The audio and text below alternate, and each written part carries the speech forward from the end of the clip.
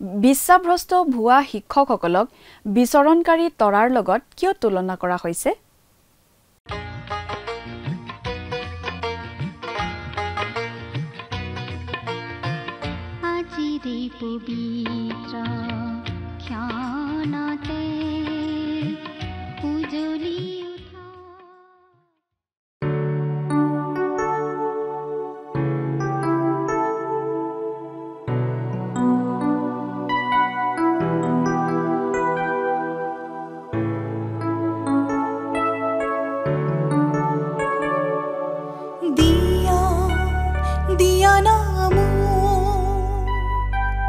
দর্শন তোমারে প্রভু দিয়া দিয়া নাম দর্শন তোমারে প্রভু দিয়া দিয়া নাম দর্শন তোমারে প্রভু দিয়া দিয়া নাম দর্শন তোমারে প্রভু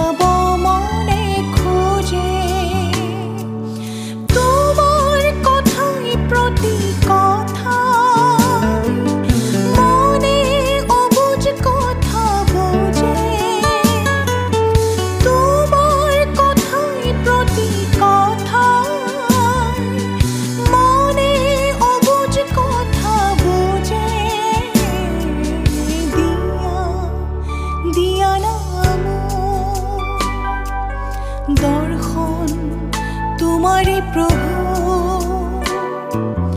দিয়া দিয়া নাম দর্শন তোমারে প্রভু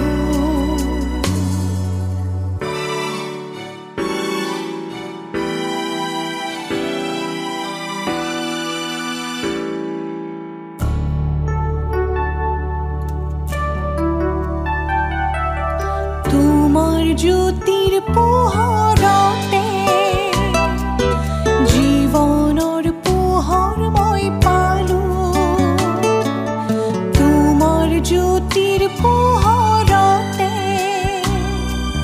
জীৱনৰ পোহৰ মই পালো মোৰে পদে প্ৰতিপদে তোমাৰ খোজৰ পৰশ পালো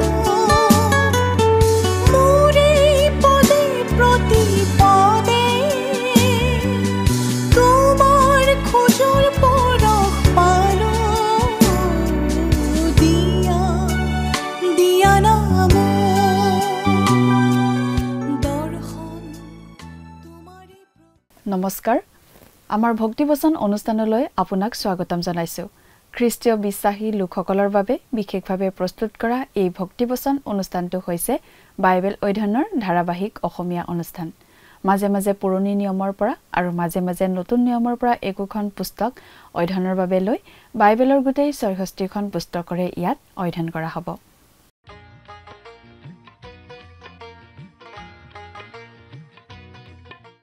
প্ৰিয় দৰ্শক আপুনি যদি আমাৰ আগৰ অনুষ্ঠানটো শুনিছিল তেনেহলে আপোনাৰ নিশ্চয় মনত আছে যে আমি এতিয়া বাইবেলৰ নতুন নিয়ম খণ্ডৰ যিহুদাৰ পত্ৰ নামৰ পুস্তকখন অধ্যয়ন কৰি আছো যোৱা অনুষ্ঠানত আমি এই যিহুদাৰ পত্ৰ পুস্তকখনৰ 10 আৰু 11 নম্বৰ পদ দুটা পঢ়ি তাৰ ভিত্তিত আগবঢ়োৱা আলোচনা শুনিবলৈ পাইছিলো আজিৰ অনুষ্ঠানত আমি এই যিহুদাৰ পত্ৰ পুস্তকখনৰ 12 আৰু 13 নম্বৰ পদ দুটা পঢ়ি তাৰ ভিত্তিত আগবঢ়োৱা আলোচনা শুনিবলৈ পাম আমি চকুৰে দেখা হাতেৰে চুই চাব পৰা বস্তু বা বিষয় কিছুমান আছে যিবোৰ হয়তো বুজিবলৈ সহজ কিন্তু কিছুমান বস্তু তেনেদৰে বুজাই দিব নোৱাৰি আৰু হয়তো কিছুমান কথা জানিবও নোৱাৰি কিন্তু সেই বিশ্বাসভ্ৰষ্ট ভুৱা শিক্ষকসকলৰ বিষয়ে যীশুদাই কৈছে যে এই মানুহবোৰে কেৱল জাগতিক কথাবোৰ জানিব পৰা সকলো কথা জানে বুলি ভাবে আৰু এইবোৰত নিজকে দুৰ্নীতিগ্ৰস্ত কৰে তেওঁলোকে সকলো কথা জানে বুলি আনৰ আগত দেখুৱাব খোজে আৰু আনক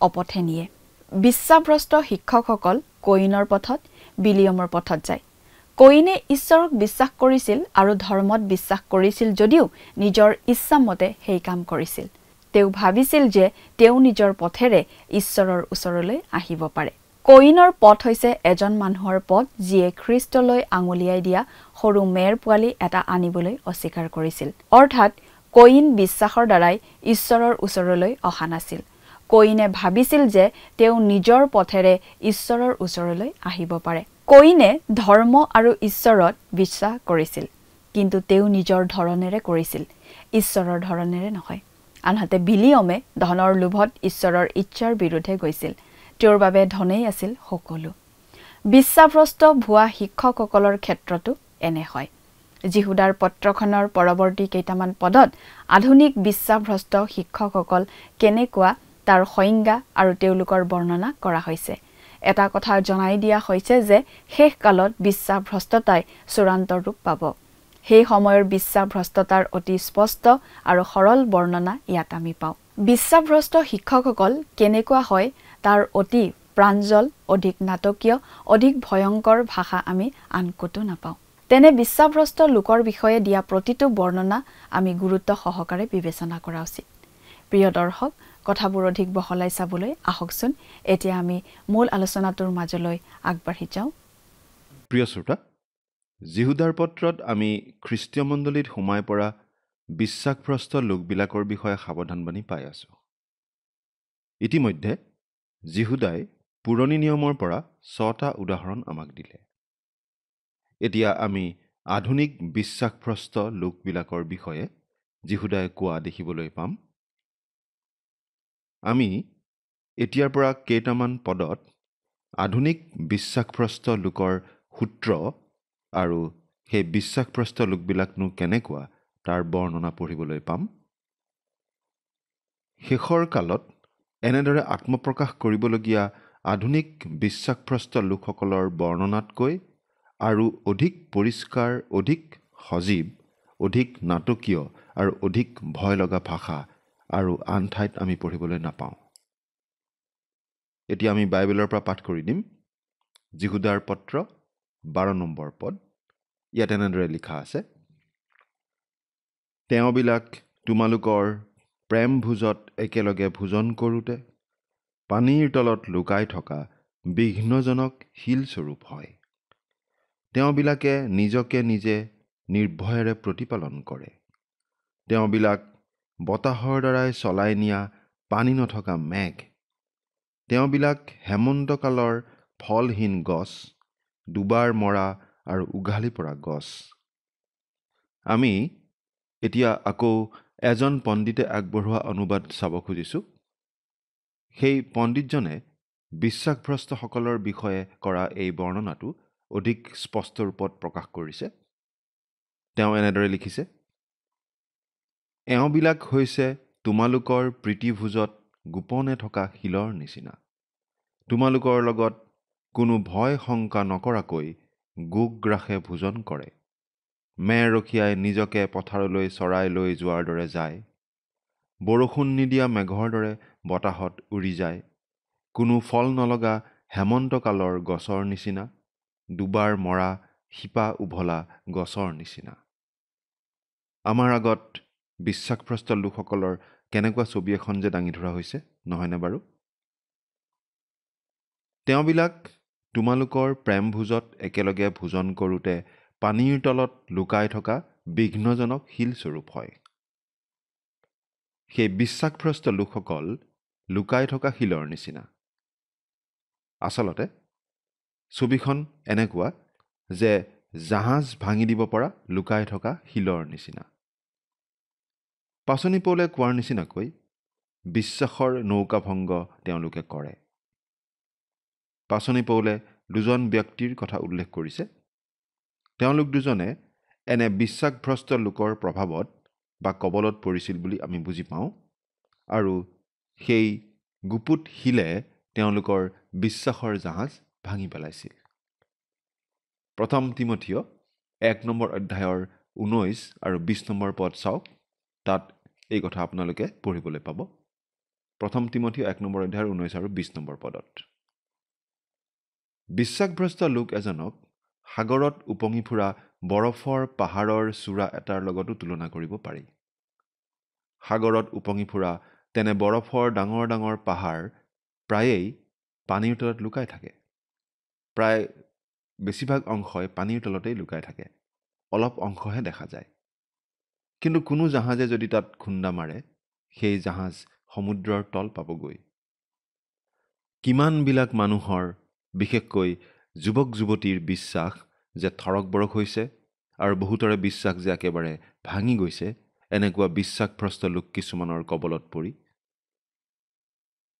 তেওঁবিলাক তোমালোকৰ প্ৰেমৰ ভোজত একেলগে ভোজন কৰোঁতে পানীৰ তলত লুকাই থকা বিঘ্নজনক শিলস্বৰূপ হয়। প্ৰেমৰ ভোজ মানে কি বাৰু? আদিমণ্ডলীত প্ৰভুভোজ পালন কৰাৰ আগে আগে এনেকুৱা প্ৰীতিভোজৰ আয়োজন কৰা হৈছিল। এই প্ৰীতিভোজৰ সময়খিনি আছিল সেই খ্ৰীষ্টীয় বিশ্বাসীসকলৰ মাজত সহভাগিতাৰ সময়, আৰু এই ভোজলৈ সেই খ্ৰীষ্টীয় বিশ্বাসীসকলে আহাৰ আনি সকলোৱে একেলগে ভগাই খাইছিল। দুখীয়াসকলে হয়তো বেছি একো আনিব পৰা নাছিল, কিন্তু যি আনিছিল তাকেই আনৰ লগত তেওঁলোকে ভগাই খাইছিল। অৱশ্যে সেই বিশ্বাসভ্ৰষ্ট সকলো আহিছিল অতি খকুৱাৰ নিচিনাকৈ।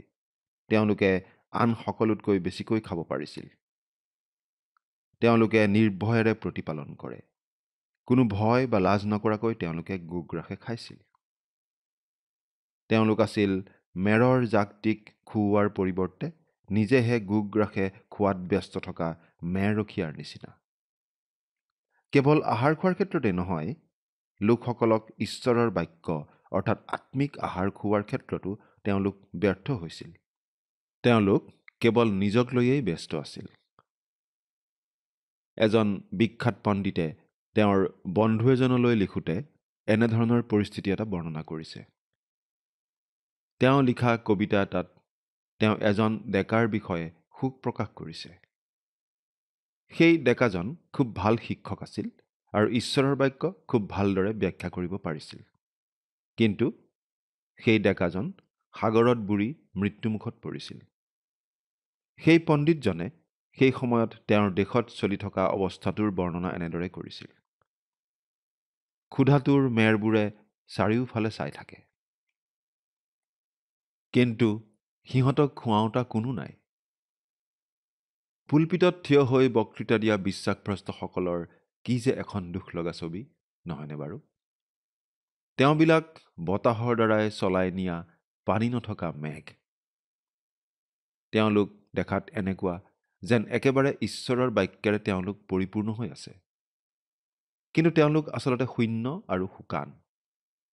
তেওঁলোকে ধুনীয়া পুৰোহিতৰ পোছাক পিন্ধিব পাৰে আৰু অতি সুন্দৰ ভাষাৰে ডাঙৰ পুৰোহিতৰ মাতেৰে কৰ্তৃত্বপূৰ্ণভাৱে হয়তো কথাও ক'ব পাৰে।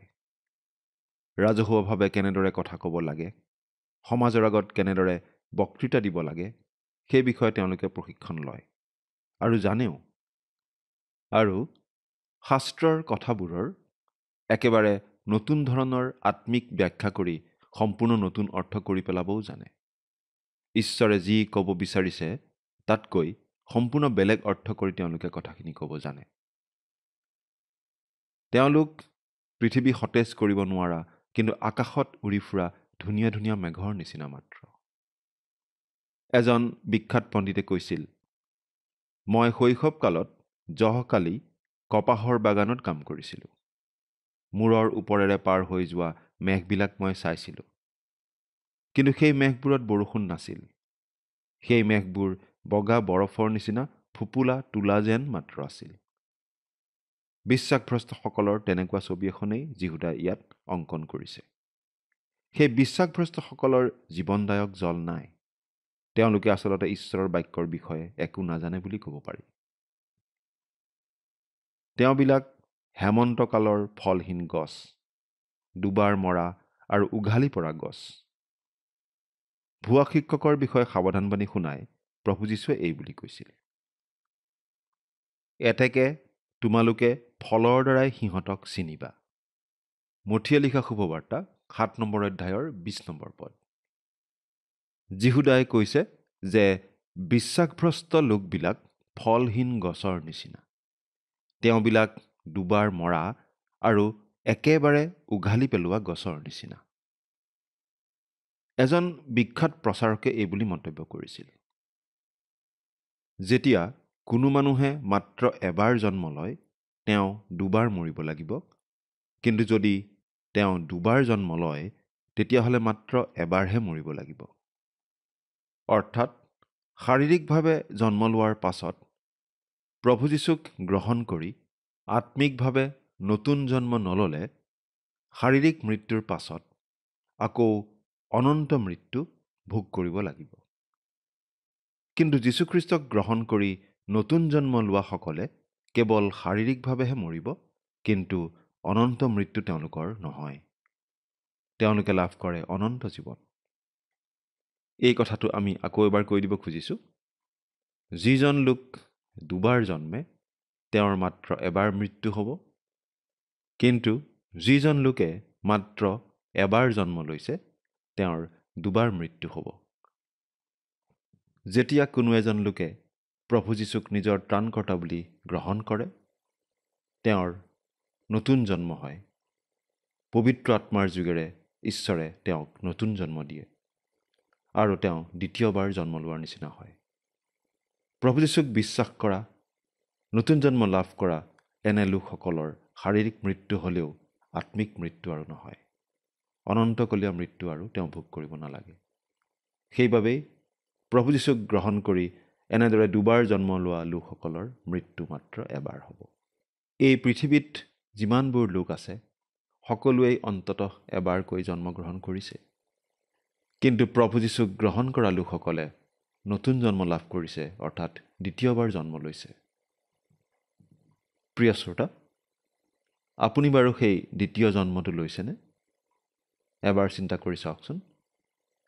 আপুনি বাৰু প্ৰভু যীশুক আপোনাৰ ত্ৰাণকৰ্তা আৰু প্ৰভু বুলি গ্ৰহণ কৰি আত্মিকভাৱে নতুন জন্ম গ্ৰহণ কৰিছেনে? চিন্তা কৰি চাওকচোন।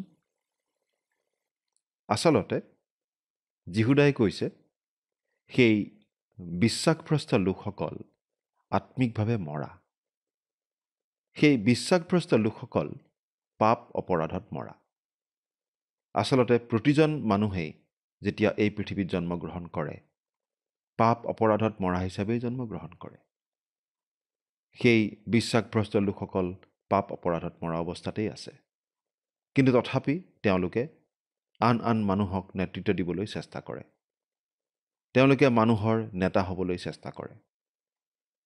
আকৌ সেই বিশ্বাসভ্ৰষ্ট লোকসকল শাৰীৰিকভাৱেও এদিন মৰিব লাগিব, কাৰণ তেওঁলোকে নতুন জন্ম লাভ কৰা নাই, কাৰণ তেওঁলোকে দ্বিতীয়বাৰ জন্মগ্ৰহণ কৰা নাই।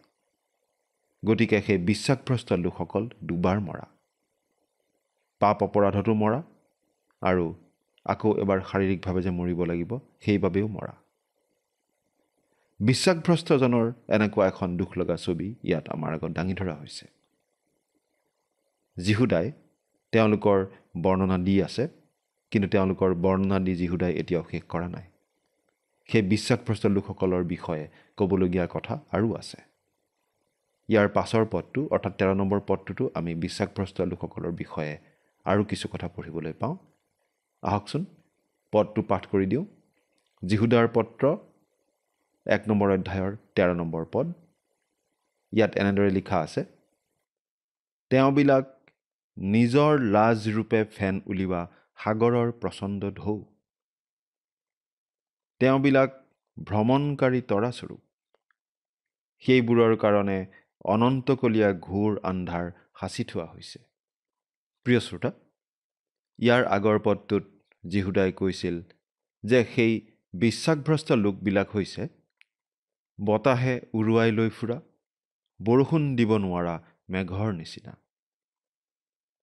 এনেকুৱা মানুহবোৰে প্ৰতি দেওবাৰে সাধাৰণতে দেশ বিদেশৰ বাতৰি কয়। তেওঁলোকে বাতৰি কাকতৰ কিবা এটা খবৰ নাইবা টেলিভিশ্যনত দেখা কিবা এটা ঘটনাক লৈয়েই ডাঙৰ ডাঙৰ কথা কয়। আৰু তেনেকুৱা ঘটনাবোৰৰ ভিত্তিতেই তেওঁলোকে প্ৰভুৰ দিন ওচৰ চাপি অহা বুলি ক'ব খোজে। আৰু সেই বিষয়ে বৰ চমকপ্ৰদ কথাবিলাকো কয়।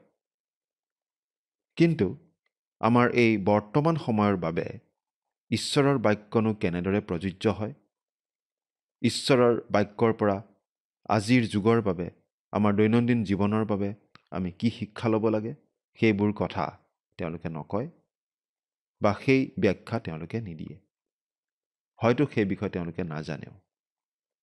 এতিয়া ইয়াত যীহুদাই কৈছে যে সেই বিশ্বাসভ্ৰষ্ট লোকবিলাক হৈছে বৃথা গৰ্জন কৰি থকা সমুদ্ৰৰ ঢৌৰ নিচিনা। সমুদ্ৰৰ ঢৌৱে প্ৰচণ্ড ঢৌ হিচাপে পাৰত আহি খুন্দা মাৰে আৰু ফেনত পৰিণত হয়। অৰ্থাৎ তেওঁলোক নিজেই নিজৰ বাবে লাজস্বৰূপ হয়। সেই বিশ্বাসভ্ৰষ্ট লোকসকলো তেনেকুৱা বৃথা গৰ্জন কৰা সমুদ্ৰৰ ঢৌৰ নিচিনা। সেই লোকসকলে পুলপিতত থিয় হৈ মাত্ৰ চিঞৰ বাখৰ কৰিবহে জানে, ডাঙৰ ডাঙৰ কথা ক'ব মাত্ৰ জানে।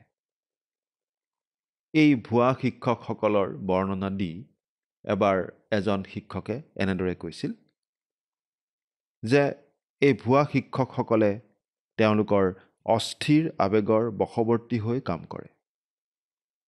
তেওঁলোকে অতি নিৰ্লজ্জভাৱে তেওঁলোকৰ কথা আৰু কামৰ জৰিয়তে তেওঁলোকৰ ঘিনলগীয়া আৰু পেলাই দিবলগীয়া অন্তৰাত্মা আনৰ আগত উদঙাই দিয়ে।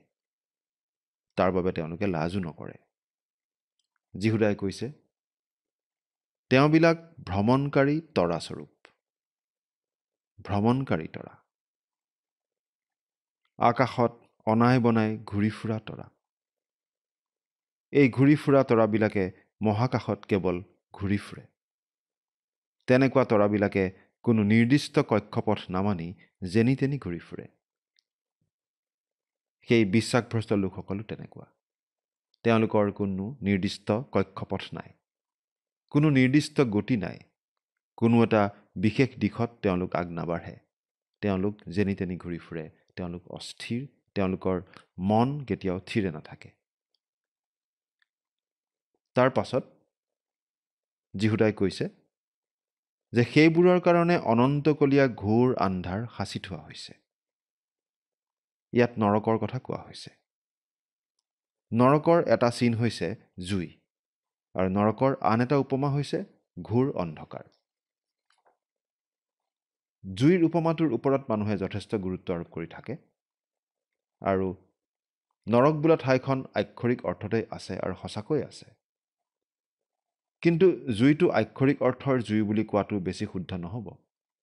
কাৰণ আমি এই কথাটো মনত ৰাখিব লাগিব যে সেই নৰকত আত্মিক সৃষ্টি কিছুমানো থাকিব, অৰ্থাৎ বিদ্ৰোহী স্বৰ্গদূত আৰু শয়তান। আৰু লগতে সেই মানুহবিলাকো নৰকত থাকিব যিবোৰৰ সকলোতকৈ ডাঙৰ পাপটো আচলতে আত্মিক, অৰ্থাৎ অবিশ্বাস। গতিকে শাৰীৰিক শাস্তিটোৱেই তেওঁলোকৰ বাবে যথেষ্ট নহ'ব। আমি ভাবোঁ যে নৰকত মানুহবোৰে নিশ্চয় আক্ষৰিক অৰ্থৰ জুই হ'লেই ভাল পালেহেঁতেন। কাৰণ নৰকৰ যন্ত্ৰণাটো জুইতকৈও বেছি ভয়াৱহ হ'ব। নৰকৰ আনটো উপমা হৈছে ঘোৰ আন্ধাৰ, আৰু এইটো আচলতে বৰ বেছি ভয়াৱহ কথা। প্ৰিয় শ্ৰোতা, আমি ভাবোঁ বহুতো মানুহে যলৈকে যায় লগতে নিজৰ অন্ধকাৰখিনিও কঢ়িয়াই লৈ যায়। কেৱল বাস্তৱিক অন্ধকাৰেই নহয়, আত্মিক অন্ধকাৰো। আত্মিক বিষয়ৰ গভীৰ অন্তৰ্দৃষ্টি থকা এজন বিখ্যাত কবিয়ে এনেদৰে লিখিছিল, কেন্দ্ৰস্থলত বহি যাতে উজ্জ্বল দিন উপভোগ কৰোঁ, কিন্তু যিজনে নিজৰ আন্ধাৰ আত্মা আৰু লেতেৰা ভাৱ চিন্তা লুকুৱাই প্ৰচণ্ড সূৰ্যৰ তলতো ৰাতিৰ আন্ধাৰত চলাৰ দৰে চলে, তেওঁ নিজেই নিজৰ বন্দীশাল স্বৰূপ। এই কথাখিনিৰ মাজত থকা ভাৱটোৱে আমাৰ অন্তৰ স্পৰ্শ কৰা উচিত নহয়নে বাৰু? আমি ভাবোঁ নৰকৰ ভয়াৱহতাৰ অনুভৱ অধিকভাৱে বৃদ্ধি পাব তালৈ যোৱা মানুহবিলাকৰ স্বভাৱ বা প্ৰকৃতিৰ কাৰণে। প্ৰিয় শ্ৰোতা, কিছুমান ঠাই আছে দেখাত আন ঠাইৰ নিচিনা একেই, কিন্তু তাত বাস কৰা মানুহবিলাকৰ কাৰণেই সেই ঠাইখন অতি জঘন্য হৈ পৰিব পাৰে। আমি তেনেকুৱা উদাহৰণ বহুতো দিব পাৰোঁ। অৰ্থাৎ কোনো এখন ঠাই ভাল নে বেয়া, শান্তিৰ ঠাই নে অশান্তিৰ ঠাই, সেই কথাটো নিৰ্ভৰ কৰে সেই ঠাইত কেনেকুৱা ধৰণৰ মানুহ বাস কৰে সেই কথাটোৰ ওপৰত। আপুনি বাৰু কেতিয়াবা আন্ধাৰ ৰাতি কোনো মহানগৰৰ কুখ্যাত গলিয়েদি গৈছেনে? তেতিয়াহ'লে আপুনি বুজি পাব নাইবা অনুভৱ কৰিব প্ৰকৃত অন্ধকাৰ কি বস্তু। সেই ঠাইলৈ আপুনি আৰু কেতিয়াও যাবলৈ নিশ্চয় ইচ্ছা প্ৰকাশ নকৰিব। কোনো এখন ঠাইৰ গুণাগুণ ঘাইকৈ নিৰ্ভৰ কৰে সেই ঠাইত বাস কৰা মানুহৰ গুণাগুণৰ ওপৰত। নৰকখন সেইবাবেই নৰক কাৰণ তাত থাকিব শয়তান, আৰু স্বৰ্গ সেইবাবেই স্বৰ্গ কাৰণ তাত থাকে প্ৰভু যীশুখ্ৰীষ্ট। সেইবাবেই স্বৰ্গত থকা মানুহবিলাকে থাকিব অতি আনন্দত, অতি সন্তুষ্ট মনেৰে, কাৰণ তেওঁলোকে প্ৰভু যীশুৰ লগত চিৰদিনৰ বাবে সহভাগিতা উপভোগ কৰি তাত থাকিব পাৰিব। আপুনি বাৰু কোনখন ঠাইত থাকিব? চিন্তা কৰকচোন। প্ৰভু যীশুৰ সৈতে একেলগে তেওঁৰ সান্নিধ্যত স্বৰ্গত কটাবলৈ পোৱাটো আমাৰ বাবে আকাংক্ষিত বিষয় নহয়নে বাৰু? আজিলৈ ইমানতেই সামৰিছোঁ। ঈশ্বৰে আপোনাক আশীৰ্বাদ কৰক। আমেন।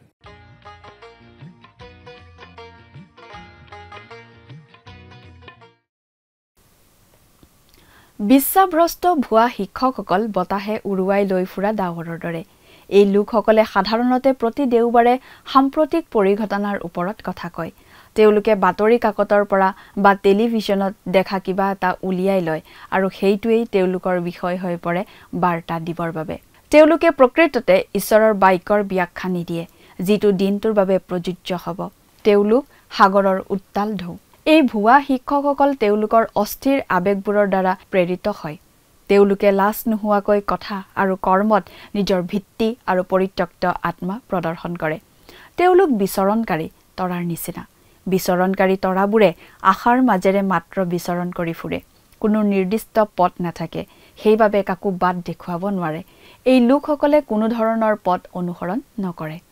প্ৰিয় দৰ্শক, আজিলৈ আমাৰ অনুষ্ঠানটো ইমানতে সামৰণি মাৰিব খুজিছোঁ। পৰৱৰ্তী অনুষ্ঠানত আপোনালোকক পুনৰ লগ পোৱাৰ আশা ৰাখিছোঁ।